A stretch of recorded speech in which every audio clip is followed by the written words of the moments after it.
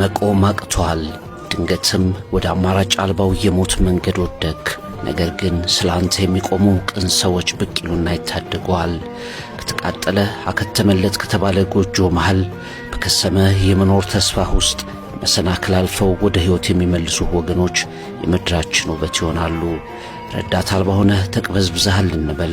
ባለቻቸው ጥቂት አቅም ስለ መልካምነት የሚሰለፉ ነፍሶችን ትመለከታለህ።